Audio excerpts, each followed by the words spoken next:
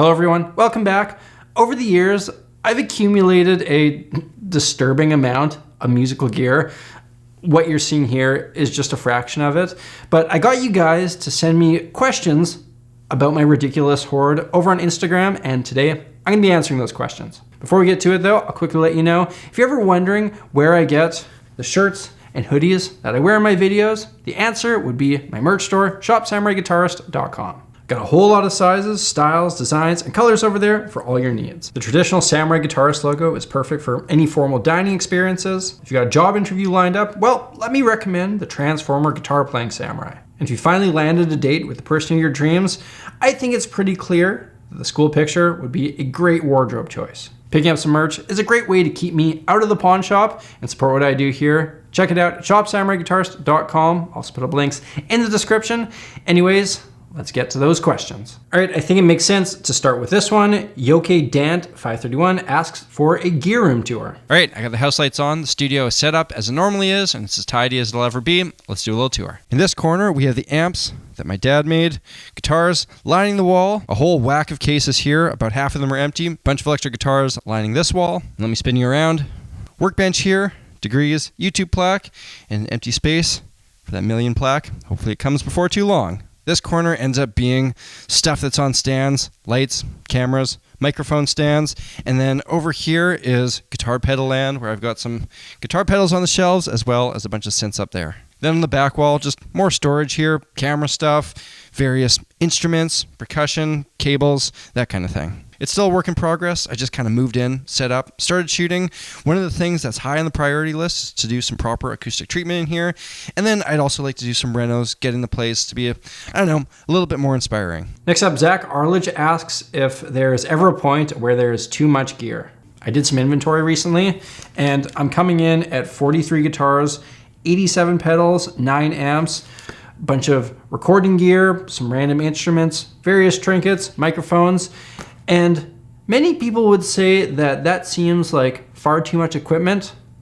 I don't think it is, but let's be honest, that is what someone would say if they had a problem. But I think too much gear is a thing. If it starts having a negative impact on the rest of your life, if it's spilling out into your living area, if you're making poor financial decisions to accumulate it, if you're just buying it for the sake of it, or if you're having weird attachment issues to it. I'm in a unique situation where all of this stuff has been used in one video or another, which is my source of income. And it's all in a designated space in my house. It never leaves the studio. I also have gotten a very large amount of it for free or heavily discounted.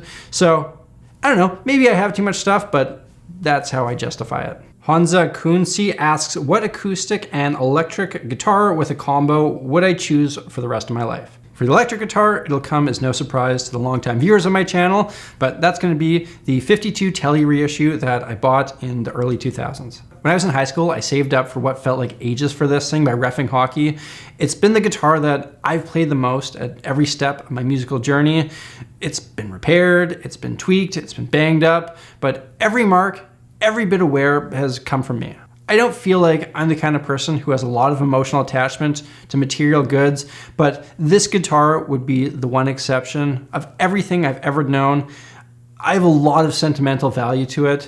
And I also just love the guitar. It sounds like what I want a guitar to sound like. It feels and plays like what I want a guitar to play like. I always find myself coming back to it. As far as acoustics go, this one's a bit tougher. It's between the Gibson True Vintage J45 that I bought a few years back. This was the first and one of the few splurges that I've made since I started making some decent money through YouTube. The other option would be the Martin J40, which Martin sent me just a few months back. It feels nice, it looks nice, it sounds nice, it smells nice, and you know what? I bet it even tastes nice. It would check off all of the 5 senses. It would be a really tough decision. I'm leaning towards the Martin, but that could also just be the new guitar factor still buzzing. I don't know.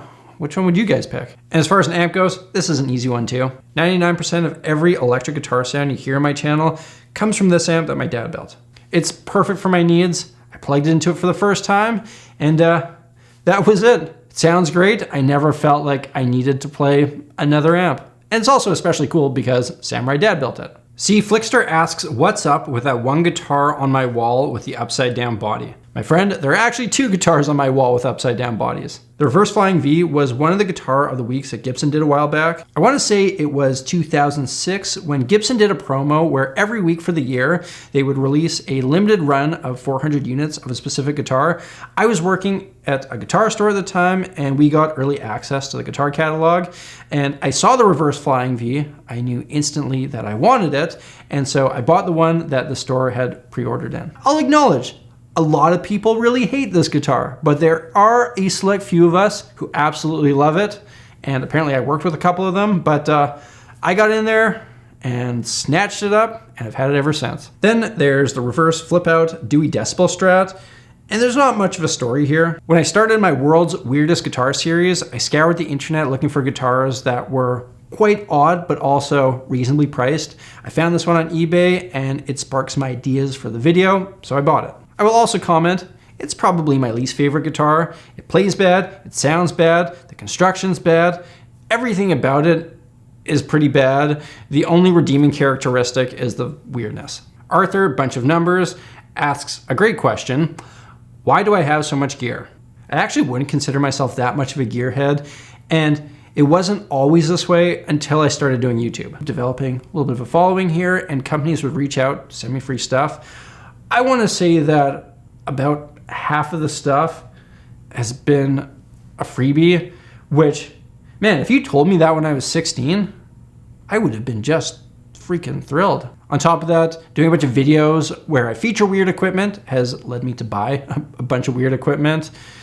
Add in a few splurges now and then, artist discounts, keep at it for a few years, and you end up like the dragon from The Hobbit. My friend Jeff Gagne, who a few of you might remember, sang with me on a couple of videos, but he asks, what is the best acoustic guitar under $1,500? You know, I don't actually have a great answer for this one. I've got three acoustics that would be a fair bit more than $1,500, and then everything else would be a fair bit less. Picking from my collection, the one that surprised me the most is the Orangewood Oliver Mahogany that lives in a closet in my cousin's place in LA, but I think that one was only $225, and it's some great bang for your buck. I also have an Orangewood Mason Live up here, which I think goes for around $400, and in that price range, I would say it's quite solid. Moving on, A Fewer Stream asks, has anything ever broke that wasn't replaceable? Oh, yes. I've been trying to feature a guitar in my World's Weirdest Guitar series for so long now. It's my white whale of weird guitars.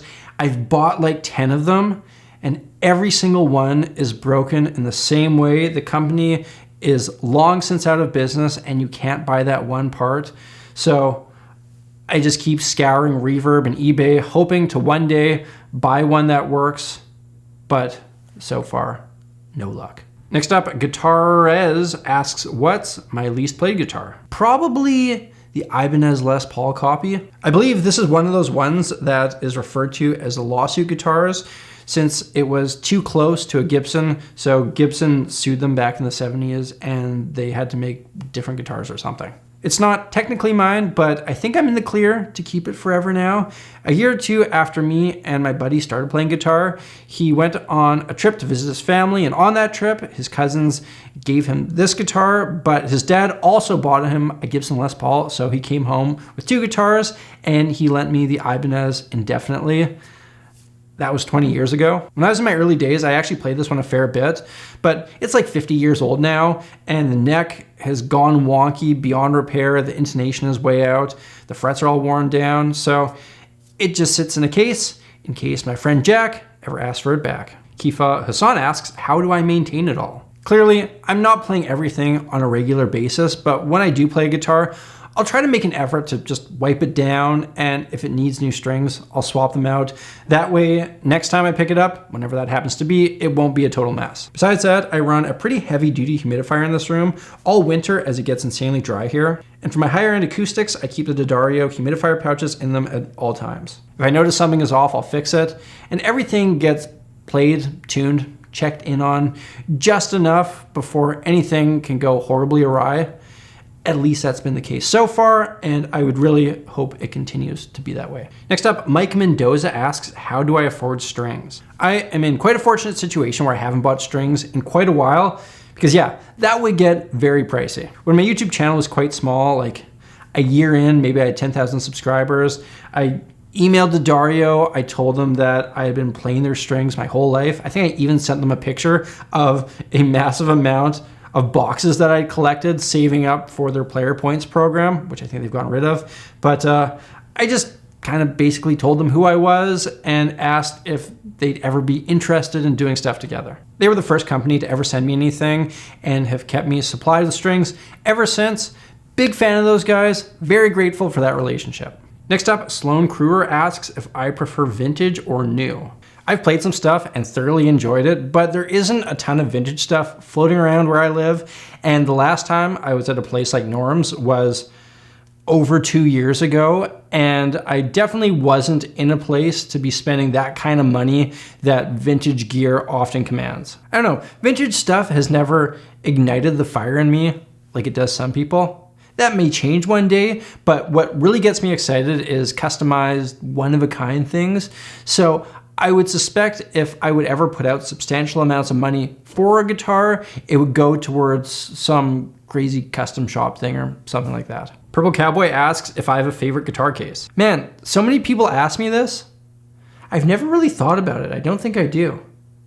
Oh wait, that's not true. The one case that I care about is the gig bag for my Art and Lutherie parlor guitar that I took with me around Australia when I traveled there when I was 19 years old, and I bought a patch everywhere I went and sewed it onto the bag. This was also the guitar that I used when I played guitar in the hospitals as a summer job when I was at music school, and the people that I would play for would always ask me about the case. So I don't know, I got kind of an emotional attachment to the guitar in the case. And now I remember that I said I don't have any emotional attachments to any of my instruments besides my telly, but this $120 cheap, small little acoustic guitar is one that I also feel something towards. Ben Miller asks, what is a pedal that I thought was going to be a gimmick, but turned out to be rad? The Turd Fuzz is the best sounding fuzz I have ever used. Whenever I need a fuzz sound, this is what I go with. Who'd have thunk it? Next up, Noy Alf asks me, what are the differences between all my mics and does it even matter?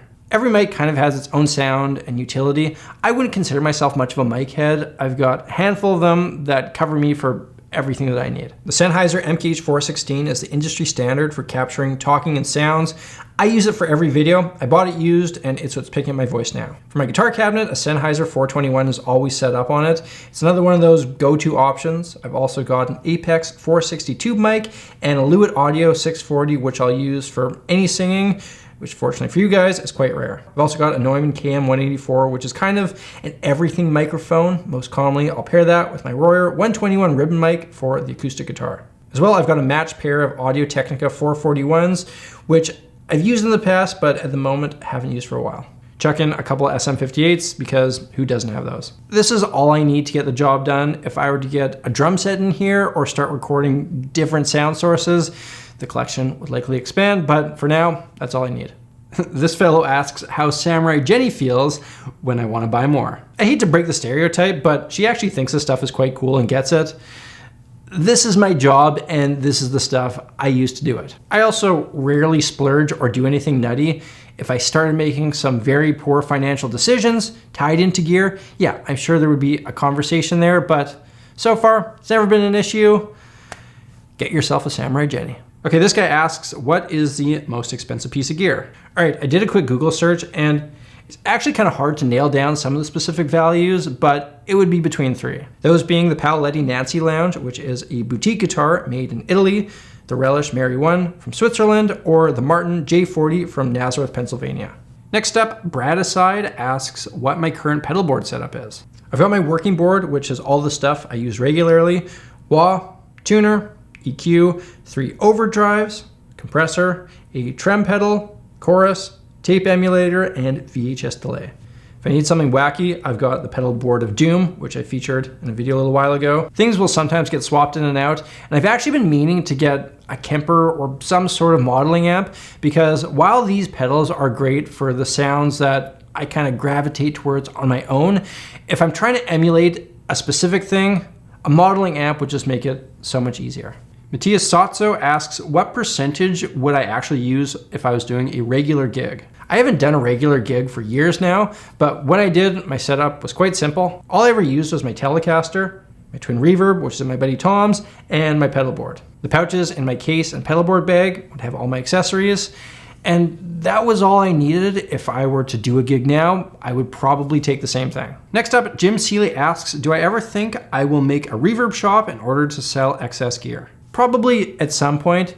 It's getting to the point where some of the stuff I don't use enough to justify having it, and it's also quickly approaching the threshold for max capacity in this room. I also don't want to die and leave all this stuff for my family to deal with. So before that day comes, the goal would be to just keep a few things, get rid of most of it.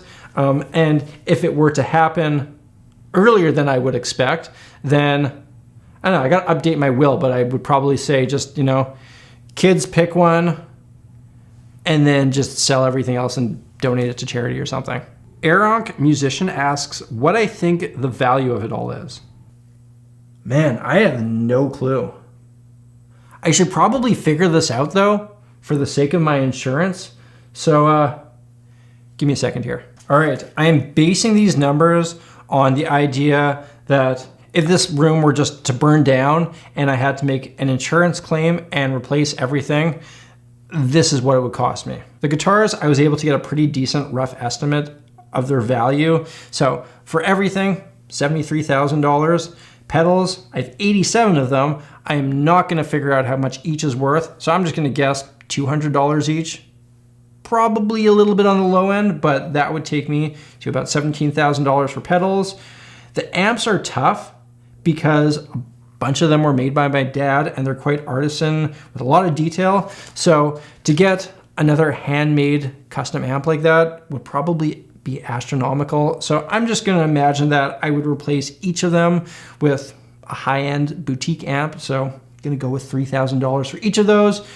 Amps would be $18,000. Mics, that one's pretty easy to find, about $7,000. Recording gear, about $5,000. Various odd instruments and the like, synths, that kind of stuff, about $2,000.